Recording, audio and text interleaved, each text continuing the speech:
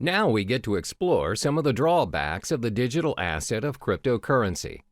Previously, it was mentioned how cryptocurrency is a one-of-a-kind digital currency without likeness, because not many payments nowadays are without the involvement of a third-party, low-risk payment, little or no fraud cases, and most of all, universal in its usage.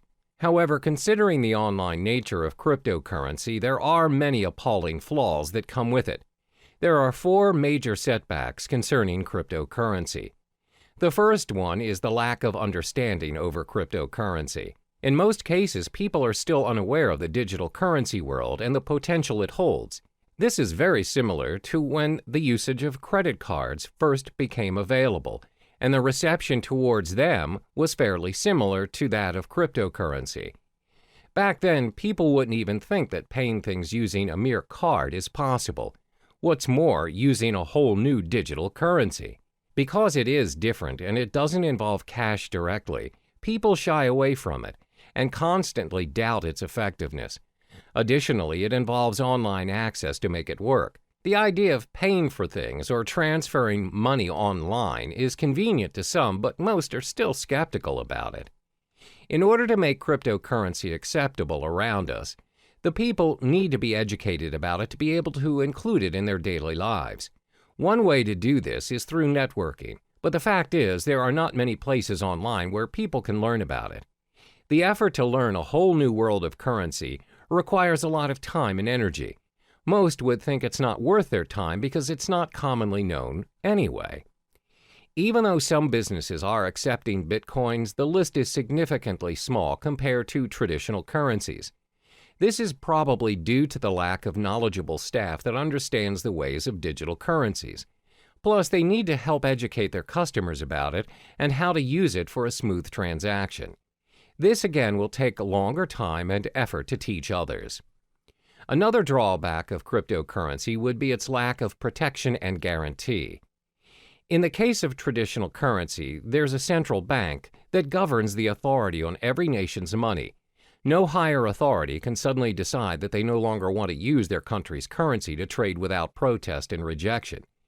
There are proceedings to follow, documents to file, approvals, and many other protocols to follow. However, that's not the case with our digital currency. There is no central bank who governs Bitcoin, which means no one can guarantee its minimum valuation. The value of Bitcoin, for example, will fall tremendously should a major group of merchants decide to just discard Bitcoins and leave the system. This will inevitably put other users who have invested thousands of dollars into Bitcoins into a major loss. There's no one to contact to complain about these losses or rules to help compensate them. Thus, the decentralized system of Bitcoin is what we call a double-edged sword all on its own. The next disadvantage is its technical shortcomings. When online banking made its way into our lives, there's always a risk of sudden server failure, power shortages, and even hardware lags. If it happens and you ended up getting charged but didn't receive the online movie tickets or flight tickets, you can always call back the service provider or go to the physical bank instead and declare your case. Most of the cases, if you show evidence of your payment, you'll get proper compensation or feedback. But that's not how it works with cryptocurrency. First of all, this currency does not have a bank to negotiate and help you around. There's no fixed number that you could call and just ask for clarification. So if you bought your goods using Bitcoins, for example, and the merchant didn't send the items you purchased, there's nothing you can do to reverse the transaction or get a refund. You can't complain to the police or any relating authority for that matter. Similar to data corruption or virus infections, if your hard drive crashes and your wallet file is corrupted, your Bitcoin is lost forever. There's nothing you can do to restore it, and those coins will be orphaned in the system. The last major disadvantage of cryptocurrency would be because it is still developing. When things are still developing, it's prone to many risks.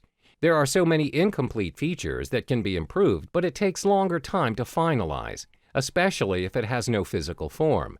With traditional currency, despite the method of payments nowadays are done online, and without us actually seeing the physical money transferring from one account to another, at the end of the day, when you reach the ATM, you are capable of holding that cash. You can use it to buy stuff from the stores, physically and online.